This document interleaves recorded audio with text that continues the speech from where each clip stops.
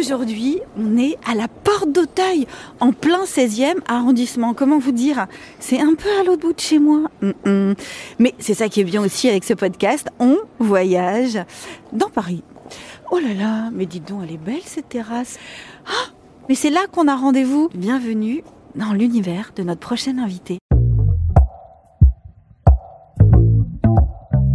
Aujourd'hui, nous rencontrons ensemble une figure emblématique des années 90. Je dirais même une icône. Elle arrive, je la vois.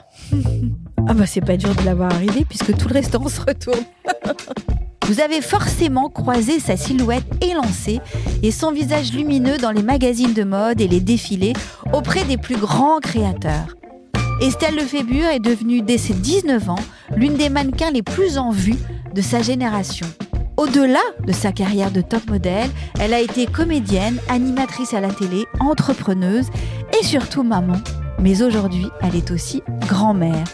Depuis plus de 10 ans, elle partage sa passion pour le bien-être et la santé à travers des livres. Aujourd'hui, elle publie Welcome, accueillir le temps qui passe aux éditions Flammarion, dans lequel elle partage sa vision positive du vieillissement. Elle nous a donné rendez-vous dans son restaurant préféré, décidé à nous montrer que la vie n'est pas définie par notre âge, mais par ce que nous en faisons. Alors, mettez-vous à table avec nous, prenez une petite boisson chaude, détendez-vous. Allez, on écoute. Voilà. Bonjour mon Estelle. Bonjour Maëlsa. En fait, je dis ça, mais bon, c'est vrai qu'on s'est jamais rencontrés, mais on s'aime. C'est comme ça. C'est la vie, c'est comme ça, exactement. C'est des feelings. Ça, c'est le bon côté des réseaux. C'est le bon côté des réseaux, c'est vrai.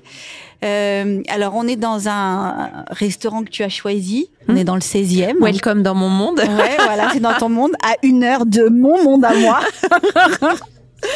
Mais bon, on est bien. On a commandé. Toi, t'as commandé quoi ? Un jus de carotte gingembre. Ouais. J'ai besoin là. Et moi, j'ai commandé du thé à la menthe avec des feuilles de menthe. Dans ce podcast, on ne fait pas de promo en général. On fait très peu de promos. C'est pas notre truc. Mais j'ai trouvé qu'il y avait tellement de choses dans ton livre. Puis bon, moi, je les ai tous lus, tes livres quand même. En fait, je vous vois les gens que j'interviewe parce que D'accord. J'y arrive mieux. Donc j'ai commencé avec le tu, mais je vais continuer avec le vous. Bien sûr. C'est pas grave. C'est pas grave. Comme ça, je me dégage plus. D'accord. Je rentre tout d'un coup dans mon rôle de journaliste, la vraie. D'accord. Du coup, je vais te répondre en vous. Alors, oui. Sinon, ça va être compliqué. On le fait. Alors aussi, dès le départ, dans l'introduction, vous parlez tout de suite de la ménopause et de ses conséquences sur le physique et notre mental. Ça, déjà, d'emblée, on est dedans. Donc, c'est vrai que comme aujourd'hui, on est quand même sur la ménopause, nous aussi. Dans ce podcast, on se dit tout. Enfin, en tout cas, on essaye de vous faire tout dire. Je me demandais comment ça s'était passé pour vous, en vrai de vrai. Alors, en vrai de vrai, je le dis dans le livre, c'est que moi, c'est passé, mais... Oui, comme ça. C'est dégoûtant. Ça. Moi, ça m'énerve quand on me dit ça. Alors, j'ai été très bien accompagnée aussi. Ouais. Ça, c'est important. J'ai été très bien accompagnée. J'ai un gynécologue extraordinaire qui m'a dit tout de suite, alors, tu veux les mauvais côtés ou les bons côtés ? Oui, vous avez tout de suite pris le traitement. Ouais.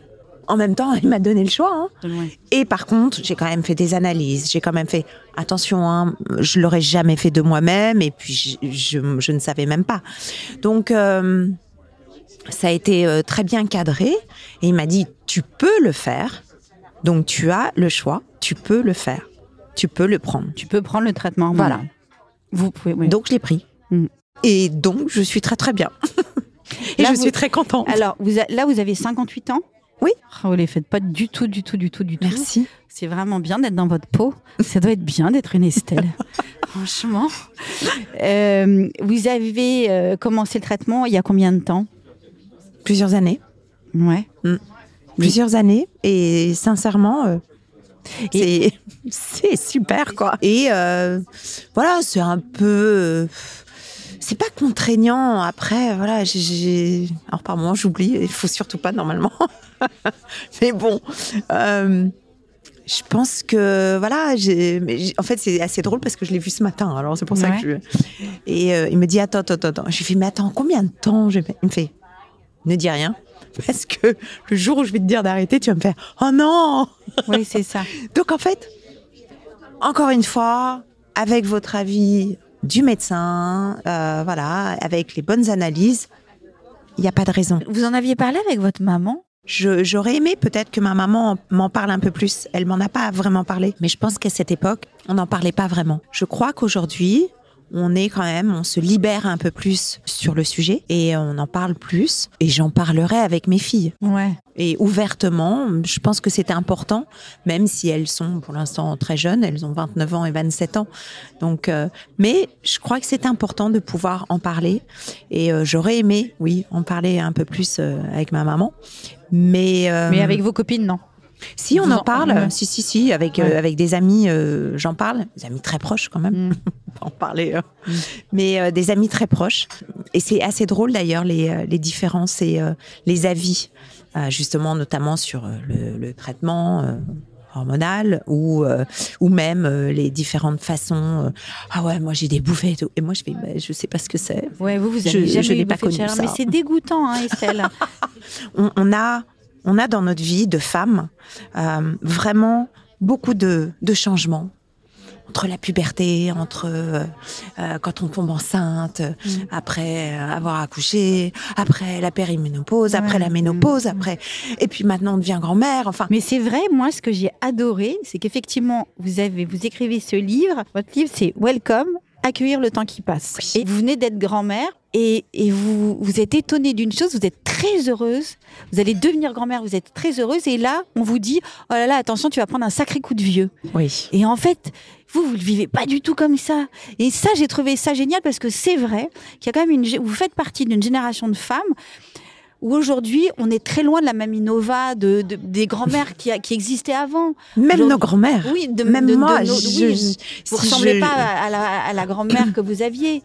Non, parce que je suis très active encore. J'ai un enfant aussi de 14 ans. Ouais. Donc je suis encore dans les vacances scolaires. Les devoirs. Voilà, donc c'est quand même encore très présent chez moi, c'est quotidien. Et en même temps, je deviens grand-mère. Et j'ai envie justement d'être une grand-mère qui peut partager ses passions, qui peut l'emmener. Voilà, j'ai envie de grandir avec mon petit-fils. Vous voyez, c'est plus ça. Ouais, c'est génial. Non, mais continuer à grandir avec mon petit-fils, c'est pas mal ça.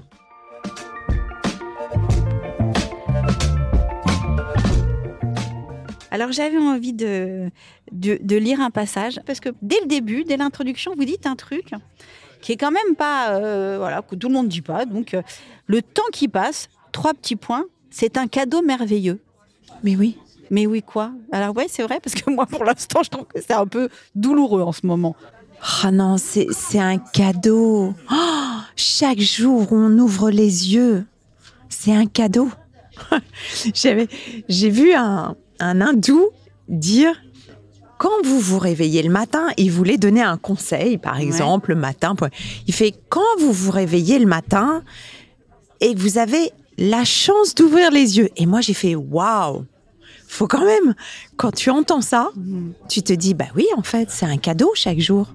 J'ouvre les yeux, c'est un cadeau. C'est la vie me donne ce cadeau d'ouvrir les yeux chaque jour et d'avoir une journée de plus, de pouvoir vivre autre chose encore ce jour-là. C'est magnifique. Donc oui, c'est un cadeau. Le temps est un cadeau. Estelle, cette positive attitude, elle vient d'où? Parce que alors moi, je suis tout le contraire de vous. Donc je voudrais, donnez-moi votre truc, que je le prenne tout de suite. Je pense que je suis déjà de nature... je sais pas. Je suis pas vraiment une personne pessimiste. Et peut-être... Je me confie beaucoup là, mais peut-être que j'ai vécu des choses quand même assez difficiles très tôt. La perte de mes parents, d'abord la perte de mon père à 23 ans et ma mère à 34 ans. Je trouve ça beaucoup trop tôt. En plus des âges vraiment spécifiques. C'est trop tôt. Oui. Et je pense que c'est quelque chose qui, dans la vie, vous donne forcément envie d'aller... de l'avant. D'aller plus loin, d'aller loin, d'aller...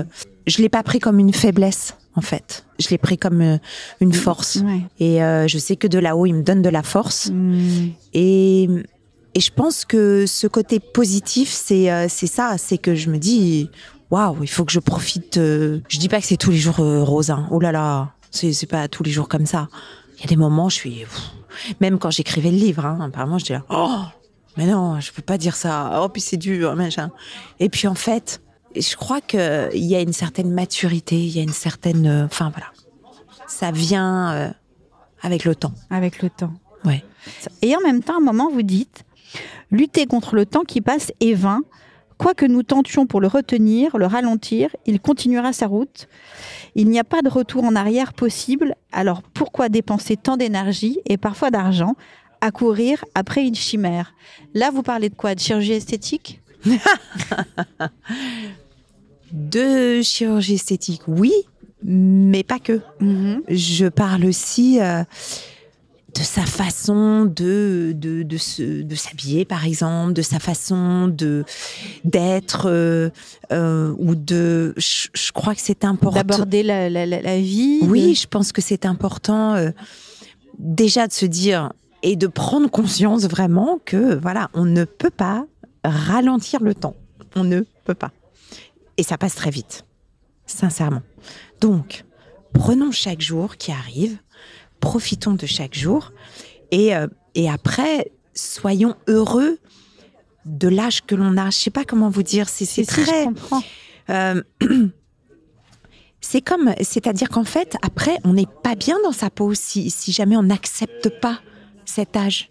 Mais d'ailleurs, vous faites si une moi j'ai différence. envie d'avoir 45 ans, c'est pas possible. Mm. Je ne peux pas. Ça, c'est mon âge biologique. Oui, c'est ça. Vous faites une différence dans le Oui. livre, vous le racontez, entre l'âge biologique et l'âge que vous avez dans la tête. Vous avez 16 ans, par exemple. Dans la tête. Moi, j'ai 12 ans, donc tout va bien.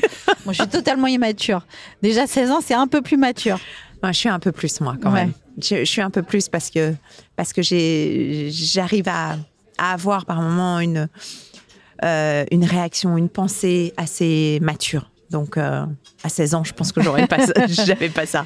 Mais j'ai envie de danser sur une musique qui me plaît des années 90. Là, je suis hystérique. J'adore ça. Et de ne pas avoir honte. Et je pense que ça, par contre, ça, c'est ça vient avec la maturité. Ne plus avoir peur du jugement. Vous le dites, j'en parle. Ouais, vous le dites, c'est très important. Très, très important dans justement l'acceptation de la vieillesse, enfin de vieillir. Vous dites, je souhaiterais d'abord dire et répéter à toutes les femmes qui liront ce livre que notre corps ne se détériore pas, il change et en aucun cas nous n'avons à en avoir honte. Malheureusement, c'est plus facile à dire qu'à faire une fois encore. Donc sur la honte justement, c'est pas si facile que ça quand même. C'est facile à dire, mais finalement l'acceptation c'est pas si simple. Non, je dis pas que c'est simple. Je dis juste que on peut pas avancer dans l'âge si on ne s'accepte pas, si on continue à écouter et surtout à agir par rapport aux autres. C'est-à-dire que nos actions, mais que ce soit, je parle même au quotidien, hein. Ah ouais, je comprends. Est-ce que je vais dire ça? Est-ce que je vais faire ça? Ah bah tiens, Ouais. est-ce que je vais mettre une jupe comme ça? Non, parce que peut-être qu'ils vont dire que... Mais je veux dire, la vie, elle passe trop vite, hein. Si j'ai envie de mettre du jaune, j'ai envie de comme mettre... moi aujourd'hui, Oui, mais je comme trouve un ça... poussin. Oui, mais c'est beau la couleur. Quand j'étais plus jeune, bien sûr que je faisais attention à tout ce qu'on pouvait dire et tout ça. J'étais assez, d'ailleurs, mais je pense que c'est mon métier qui va... C'était le fait d'être regardé en demandait permanence, ça. d'être jugé, mais oui. C'est-à-dire, est-ce que je suis assez bien? Donc, avec beaucoup de doutes, avec beaucoup de stress par rapport à ça, beaucoup de pas vraiment confiance en soi. Mais si vous faites ce métier où vous représentez la beauté, on a le droit d'avoir des doutes. On a le droit d'avoir des doutes sur soi. Moi, j'ai jamais aimé mes fesses, pendant des années et des années. Petite, je les cachais avec des sweats qui tombaient jusqu'en dessous des fesses. Puis un jour, je me suis dit, oh merde. Après tout, elles sont pas mal mes fesses. Tu les aimes mes fesses? Je me suis dit, ouais, allez. Donc voilà. Et je pense que ça c'est vraiment un passage. Quand on zappe ça, on se sent beaucoup mieux, on se sent beaucoup plus légère. Et justement, avec l'âge, il faut être beaucoup plus légère. il faut plus de légèreté. Se regarder dans le miroir, à un moment donné, enfin, quand on est mannequin, on se regarde tous les jours, hein, mais c'est vrai qu'à un moment, on peut commencer à se dire, ouh là là, là, quand je souris, j'ai beaucoup plus de rides au coin des yeux, là, la ride du lion, là, bon, là, je les ai toujours eues parce que je souris tout le temps, donc, voilà. Mais, la peau qui est un peu plus, d'ailleurs, à un moment, je fais une anecdote, je fais, le yoga et je regarde les genoux, je fais c'est plus aussi tonique qu'avant. C'est sûr que ça peut faire flipper. Je dis pas que j'ai toujours été c'est cool. Non. J'avoue que j'ai quand même pris sur moi en disant bon bah voilà quoi. Il y a un moment, le problème c'est que on va pas se refaire tendre les genoux, on va pas se refaire tendre les coudes. Vous voyez quand vous faites ça, tout. Enfin donc. Je crois qu'après, on essaye de privilégier sa vie à long terme. C'est-à-dire essayer de ralentir sa vieillesse, mais pas rajeunir, pas revenir en arrière. Ça, c'est pas possible.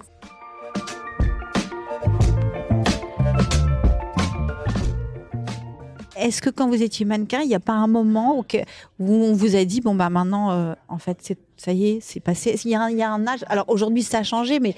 Oui, ça a changé quand même. Ça a beaucoup changé. Mais à votre époque, quand même, on pouvait être périmé assez vite. Est-ce que vous l'avez senti ou pas? C'est pas beau du tout, mon mot. Mais. Non, je ne l'ai pas senti parce que je suis d'une génération de mannequins et j'ai la chance d'être d'une génération de mannequins des années 80-90 qui dure encore. Ouais. Donc, je pense qu'aujourd'hui, si je commençais aujourd'hui, ça serait certainement beaucoup plus difficile à perdurer comme je le suis. Ouais. Voilà. Mais on est un groupe de top modèles de l'époque, des années 80, qui continuent à travailler, qui sont respectés, chacune, on a trouvé une voie différente. Et je pense que ça, c'est assez rare. Donc non, on n'a pas senti le côté on va plus l'apprendre. Hein. Alors oui, beaucoup moins de travail forcément, mais en fait, comme on a choisi après, on a continué un autre métier, on évolue différemment. On évolue différemment. En fait, on continue quand même à être présente, à être reconnue entre guillemets pour ce que l'on fait maintenant. Et je pense que donc ça a permis en effet de passer presque inaperçu le fait de vieillir et d'avoir moins à travailler en tant que mannequin. Vous citez aussi David Bowie, et j'adore d'ailleurs cette citation. J'adore cette phrase. Vieillir est un processus extraordinaire où l'on devient la personne que l'on aurait toujours dû être. Alors Estelle, est-ce que vous êtes devenue celle que vous deviez être? Parce que moi, personnellement, je ne sais pas qui je suis encore. Donc J'espère, mais alors Elsa, c'est un long travail de se trouver. C'est un long travail de savoir qui on est. Toute une vie. Normalement, c'est le travail de toute une vie. Mais vous, là, j'ai l'impression que vous savez. Parce que je sais, mais j'ai pas encore fini. Ouais. Mais je sais. Mais vous, vous savez. Ouais. Vous êtes bien, vous êtes stable. Oui, je pense. Ça peut dérouter, d'ailleurs. Ça peut dérouter.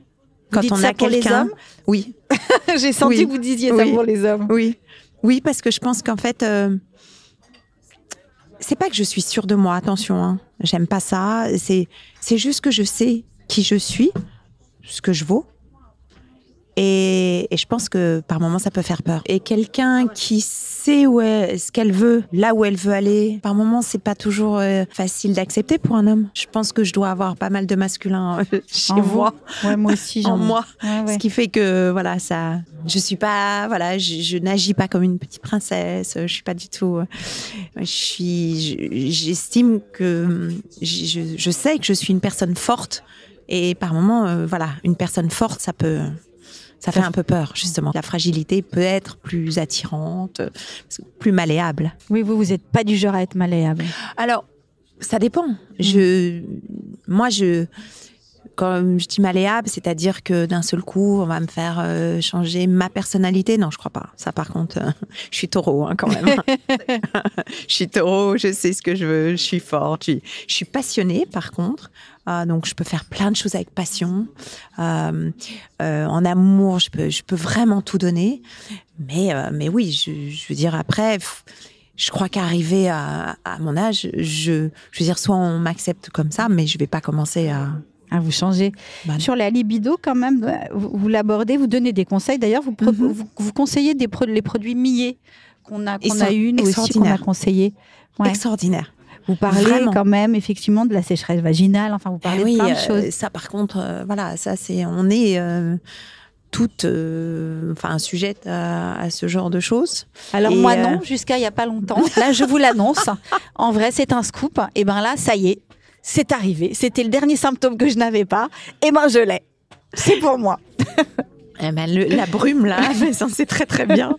Ou le petit gel et tout. En fait, c'est pareil. Encore une fois, on en revient au fait qu'il ne faut pas avoir honte d'utiliser des produits, alors attention, bien certifiés, voilà. Et justement, c'est pour ça que je cite. Rarement, normalement, je fais l'apologie de produits. Là, je le dis vraiment en toute conscience et toute confiance. Ce sont des produits vraiment très bien faits et qui sont adaptés justement à la vie intime.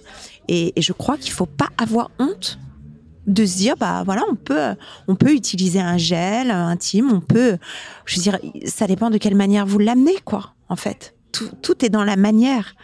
Et puis, encore une fois, quand vous avez honte, forcément, ça va mettre un malaise, dans le couple. Mais sinon, si vous le dites, c'est... Vous êtes célibataire ?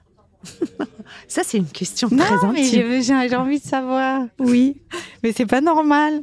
Pourquoi ? Je sais pas, vous êtes éclatante. C'est une espèce d'aura autour de vous, un peu magique. C'est gentil, mais je sais pas. C'est comme ça. Ouais. C'est justement comme ça. C'est votre caractère aussi, peut-être. Oui. Alors après, je ne suis pas non plus quelqu'un qui cherche... Vous êtes heureuse comme vous êtes là. Oui, je suis heureuse, mais j'aimerais bien, moi, avoir quelqu'un dans ma vie. Oui.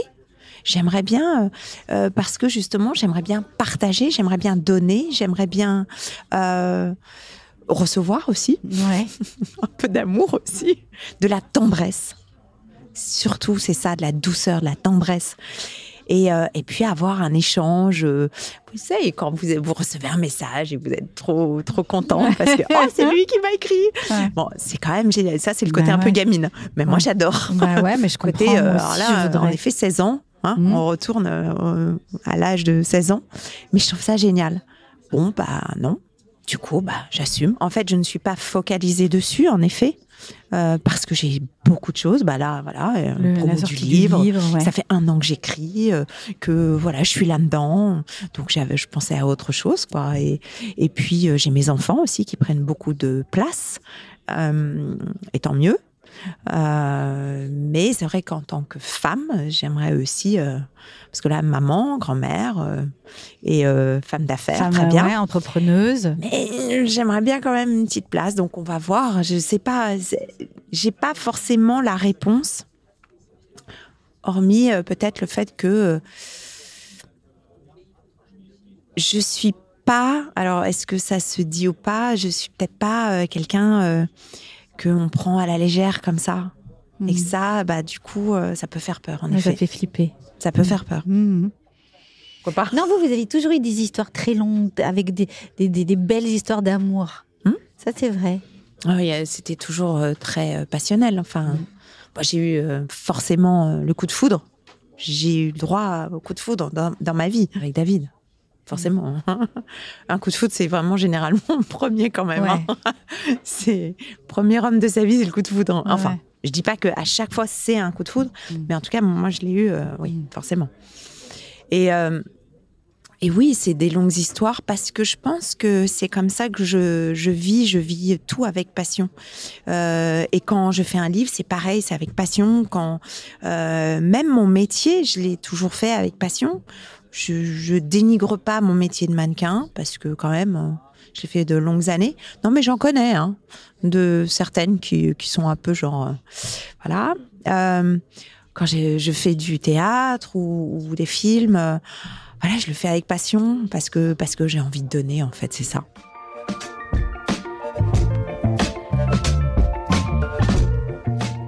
moi, je voulais qu'on parle de nutrition. C'est vrai que ce que j'aime beaucoup chez vous, c'est que vous êtes quand même très gourmande. Vous adorez manger. Non, mais c'est quand même très agréable. Hein. Les gens gourmands, on les aime. Ouais. C'est quand même plus gai d'aimer manger. Ça veut dire beaucoup de choses. Bon, mis à part votre gâteau aux haricots rouges. Il faut le goûter. Non, mais je sais pas, je fais un blocage. C'est une recette qu'il y a dans le livre. Je fais un petit blocage. Je sais, mais en fait, le chocolat prend dessus. Hein. Franchement. C'est vrai, on sent pas le haricot rouge. Ou alors un tout petit peu, mais ça remplace la farine et c'est extraordinaire.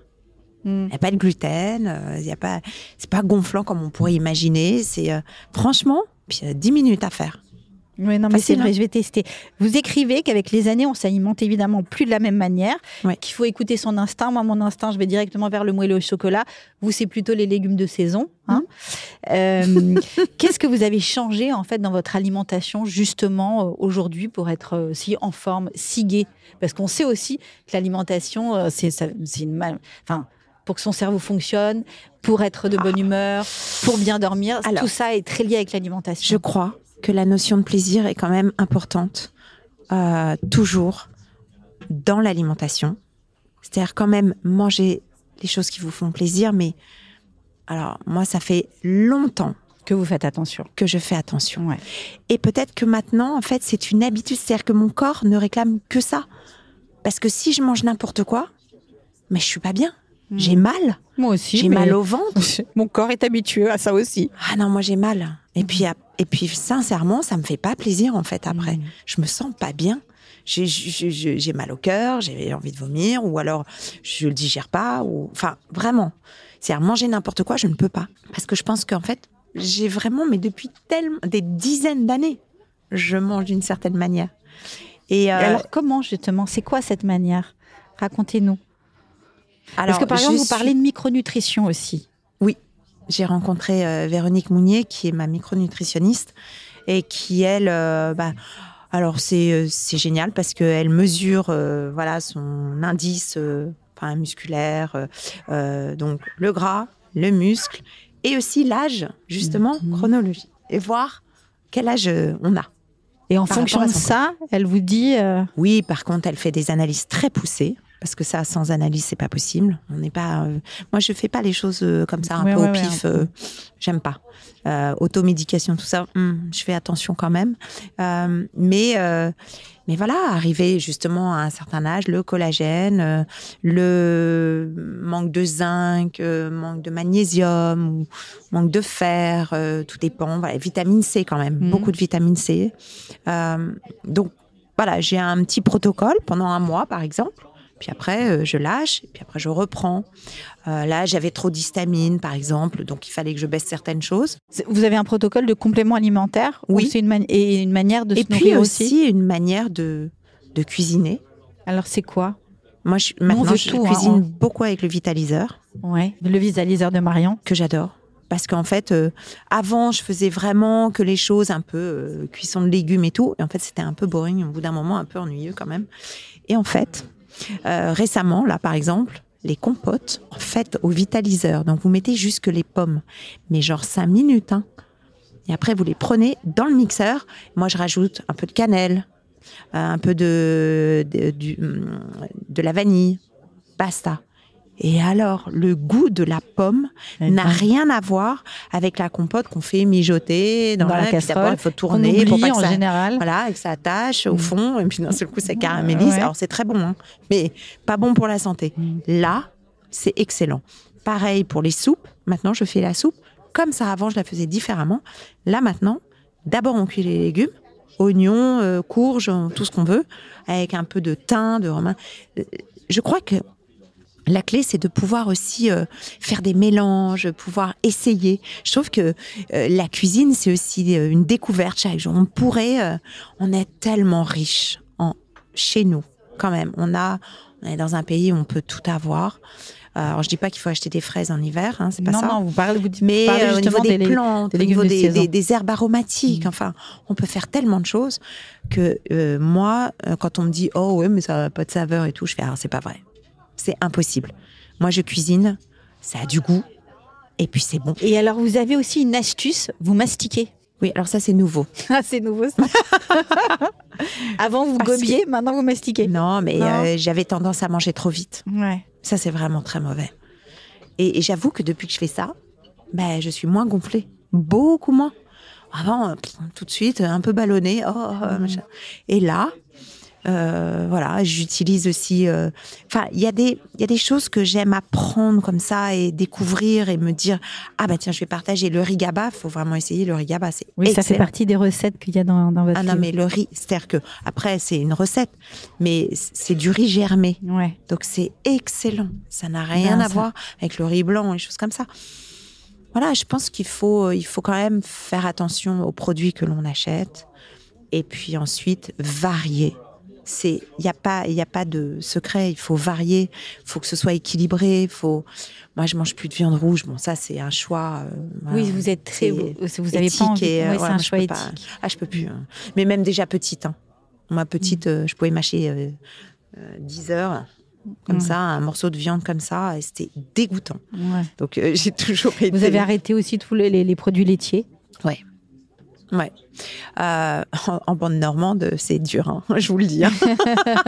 C'est quand même pas facile, la crème fraîche. Mais par contre, si je mange maintenant un plat avec ça, je me sens pas bien. Donc, je pense que le corps s'habitue, et puis mastiquer, c'est quand même difficile à faire. Mais il faut le faire. Ah ouais, vous faites vous nous racontez tout un truc dans votre livre. Oui, je sais, mais c'est pas facile à faire. Mais c'est important. Si vous pouviez parler à la jeune femme que vous étiez à vos débuts, vous lui diriez quoi ? Je lui dirais sois forte, la vie est belle. Tu verras, la vie est belle encore plus loin. Qu'est-ce qui vous rend le plus fier aujourd'hui, autant sur le plan personnel que sur le plan professionnel ? Qu'est-ce qui me rend le plus fier ?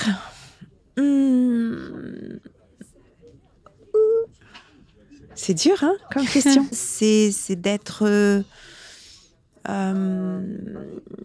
devenue la maman que je suis et d'avoir évolué, voilà, entre la petite fille de Tôte et la femme d'aujourd'hui, je pense. Oui, je suis assez fière de mon parcours.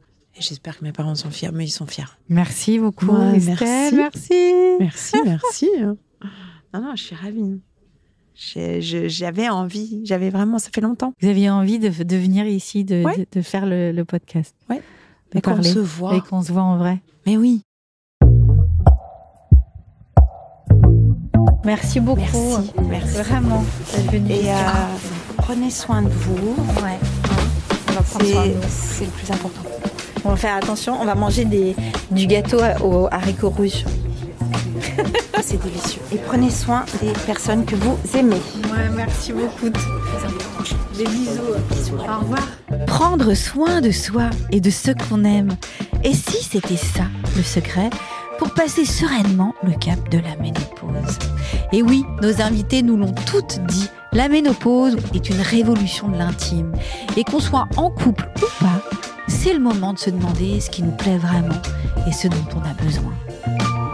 Ça nous a justement donné envie d'aller discuter avec la thérapeute de couple et sexologue Claire Alquier pour faire un petit point sensualité.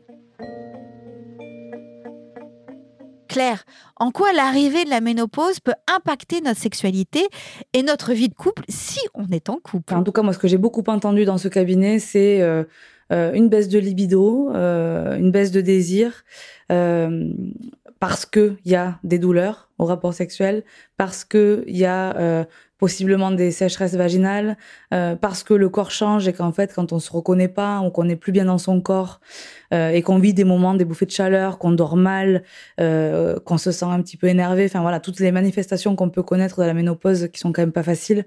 Quand on vit tout ça, effectivement, on a il est normal de penser qu'on puisse avoir moins de désir pour son ou sa partenaire et moins de désir pour soi tout court. On peut pas considérer qu'on puisse avoir envie d'un rapport sexuel qui serait douloureux.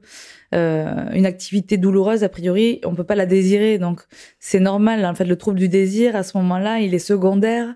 Il vient se rajouter à quelque chose qui est douloureux, qui est pénible, qui est difficile. Donc, je pense qu'il faut revenir à des choses et à un constat de pensons la sexualité peut-être l'intime autrement. Qu'est-ce qui est agréable? Essayons de nous centrer sur ce qui est agréable. Essayons de développer un peu ce qui est agréable. S'il y a certaines caresses qui le sont plus que d'autres. Si aujourd'hui, j'ai plus envie d'une sexualité pénétrative, je crois que ce sont des choses qu'il faut pouvoir poser et respecter, évidemment, parce que vraiment, forcer une sexualité pour en avoir une qui n'est pas plaisante et qui est douloureuse, ça ne marche pas. Ça ne peut pas marcher et ça ne peut pas permettre d'installer quoi que ce soit de positif. Longtemps, on a normalisé d'être pas bien pendant la ménopause.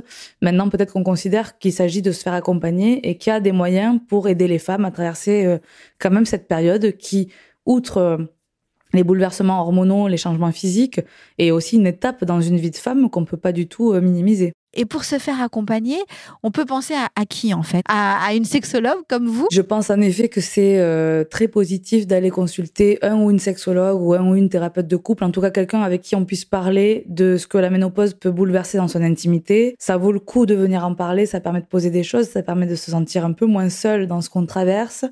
Ça permet d'expliquer aussi peut-être dans un endroit un peu neutre au partenaire ou à la partenaire tout ce qui se passe.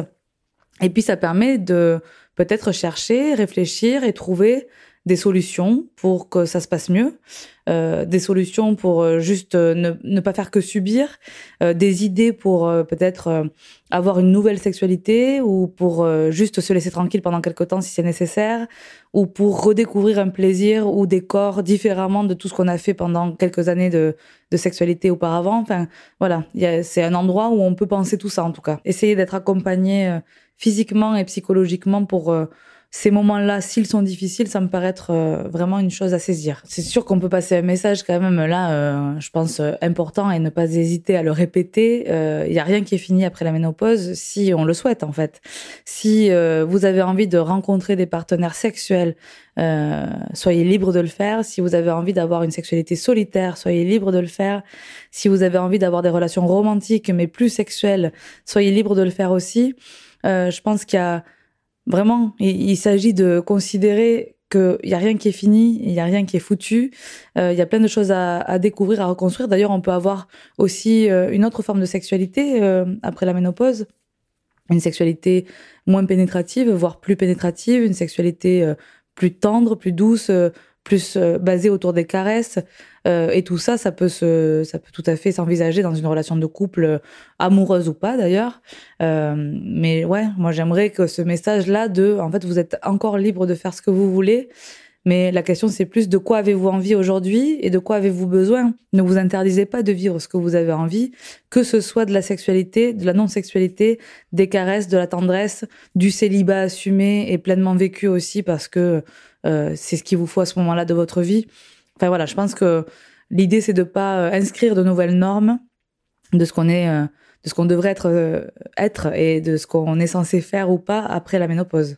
Moi, j'observe. J'ai rencontré des femmes qui me disaient maintenant que je suis ménopausée, j'aimerais bien qu'on me laisse tranquille en fait sur le plan de la sexualité et que ça soit c'est presque une autorisation et une bonne raison pour que vraiment ce truc qui n'a jamais été mon truc, cette sexualité qu'on m'a peut-être imposée ou que j'ai pas vraiment choisie ou que j'ai pas vraiment trouvé, que j'ai pas pu trouver, j'aimerais maintenant qu'on me laisse tranquille. Donc ça, c'est une autre partie du travail qui peut être intéressante aussi. Mais en tout cas, pour celles qui ont envie de continuer quelque chose, c'est possible. Pour celles qui ont envie d'arrêter d'avoir une sexualité, c'est aussi possible, mais on continue à être femme. Il y a plein d'autres choses réjouissantes à vivre. On peut très bien vivre sans sexualité et on peut très bien vivre avec une sexualité adaptée à la ménopause et à la période après la ménopause. Et ça se passe comment une consultation avec vous? Moi, je suis sexologue, donc on vient me parler de sexualité. On vient souvent me parler plutôt de non-sexualité ou de difficultés à la sexualité. L'idée, c'est du coup de travailler autour de ce qui se vit dans le quotidien aussi, chez chaque personne, ce qui se vit un peu dans la tête, ce qui se vit un peu dans ce qu'on va appeler la culture érotique. Enfin, il y a plein de trucs après qu'on peut aller, plein de choses qu'on peut aller chercher et un peu élaborer, alimenter, tirer un petit peu la ficelle de ce qui est agréable et de ce qui est bon, essayer de pas se braquer sur ce qui n'est plus possible, mais imaginer qu'il puisse y avoir d'autres possibles, en parler, voir s'il y a des sources d'excitation qui pourraient venir d'ailleurs. On dit toujours que le premier organe sexuel, ça reste le cerveau. Je pense que c'est tout à fait vrai. C'est pour ça que c'est important de travailler bien évidemment sur tous les symptômes qui peuvent amener de l'inconfort ou de la douleur, mais aussi de travailler sur ce qui se passe dans la tête, c'est-à-dire est-ce que je me sens moi disponible et disposée à avoir une sexualité, encore une fois, quelle qu'elle soit, à avoir un moment de plaisir. Est-ce que déjà j'identifie ça à du plaisir? Si la réponse est non, clairement il y a des choses à... Ouais, il faut remanier, repenser sa sexualité pour pouvoir trouver un endroit qui soit agréable, doux, plaisant. On parle pas forcément d'orgasmique et de plaisir absolument fou tout le temps, mais déjà d'avoir un endroit qui est doux, apaisé, avec du plaisir. Franchement, c'est un bon objectif à viser, je pense. Et ça peut se vivre seul et ça peut se vivre à deux. On revient pas à la sexualité d'avant, on évolue tous et toutes. Les femmes vivent quand même beaucoup de bouleversements, probablement plus violents que les bouleversements que peuvent vivre les hommes. Et oui, il faut accepter que nos désirs, ils évoluent, que parfois on n'en est pas. Je pense que c'est quand même un message que j'ai aussi envie de passer, c'est de se laisser tranquille dans les moments où on n'a pas de désir. Alors je sais que c'est compliqué quand on est en couple parce que il y a quelqu'un qui peut renvoyer le fait que c'est pas OK et que ça satisfait pas. Pour autant, on ne peut pas être des êtres de désir en permanence, de manière linéaire, sans qu'il y ait de haut et de bas. C'est normal de vivre des variations aussi là-dedans. Ce qui est important, c'est d'en parler. Ce qui est important, c'est de pouvoir trouver un endroit où on peut avoir une intimité, encore une fois, qui est plaisante et qui fait du bien. Parce que si c'est le cas, on aura plutôt envie d'y revenir. Alors que si ça fait mal et que c'est pas agréable ou que j'ai pas trop le choix dans ce que je peux faire, on n'a pas envie d'y revenir, clairement. Donc voilà, pour moi, tout ça, c'est des éléments quand même très importants avec lesquels qu'il faut mettre dans sa besace et avec lesquels il faut s'aventurer, justement, à travers toutes ces étapes de vie qui sont différentes aussi en fonction de chaque femme, qui sont des étapes intenses. Claire, vous avez un petit conseil à nous donner pour celles qui voudraient parler à leur partenaire et qui n'osent pas, comme moi par exemple, qui n'ai jamais osé parler aux hommes qui ont partagé ma vie. Parfois, ce qui peut aider pour aborder ces sujets sensibles avec son partenaire, c'est de se servir d'un support. Moi, j'utilise beaucoup ça avec mes patients, d'écouter un podcast, de lire un article, de lire un livre et de le partager. Alors bon, il faut quand même que la personne en face, elle soit un minimum réceptive quand même, et un minimum à l'écoute, mais de partager quelque chose qui m'a intéressée, qui, tiens, ça dit des trucs sur moi que j'aurais pas pu vraiment bien expliquer, mais j'aimerais bien que tu écoutes ça ou que tu lises ça et puis qu'on en parle après. Ça, c'est un conseil que je donne souvent. Ça permet de un peu moins parler de soi et du coup d'avoir un support extérieur qui est un bon moyen pour démarrer une conversation. Il faut que vous puissiez parler de ces sujets-là avec vos partenaires pour qu'ils puissent se mettre un petit peu à votre place, pour ne pas tomber dans des non-dits qui généralement génèrent plutôt de la frustration, de l'incompréhension, de la culpabilité. Enfin, il y a vraiment des gros cercles vicieux qui se mettent en place quand on n'arrive pas à discuter et à expliquer un petit peu ce qu'on traverse. Et si ça peut vous aider, encore une fois, l'espace thérapeutique, si votre compagnon est prêt à vous accompagner, et souvent ils le sont. Moi, j'ai quand même, c'est beaucoup de femmes qui sont motrices dans la prise de rendez-vous dans les couples hétéros que je reçois, mais il y a beaucoup de compagnons qui viennent quand même en étant intéressés et puis qui entendent des choses du coup qu'ils auraient peut-être pas entendues à la maison. Donc ça peut valoir le coup aussi de se servir d'un espace neutre pour se dire des choses qu'on n'arrive pas à se dire. Et alors les hommes, est-ce que vous avez quelque chose à leur dire ? Un message aux messieurs, du coup. Si vous écoutez ce podcast ou si vous vous intéressez un peu à la question, n'hésitez pas à poser des questions aussi à vos partenaires qui peut-être n'arrivent pas à vous parler, mais vous pouvez leur demander voilà, comment ça se passe, qu'est-ce qu'elles vivent, comment elles le ressentent, est-ce qu'elles y ont pensé, est-ce qu'elles sont accompagnées. Vous pouvez participer aussi à la prise en charge en accompagnant un petit peu au rendez-vous aussi, en vous renseignant sur qu'est-ce que c'est physiquement que d'avoir la ménopause, qu'est-ce qui se dérègle, qu'est-ce que ça peut entraîner. Vous pouvez leur demander de quoi elles ont besoin et de quoi elles ont envie.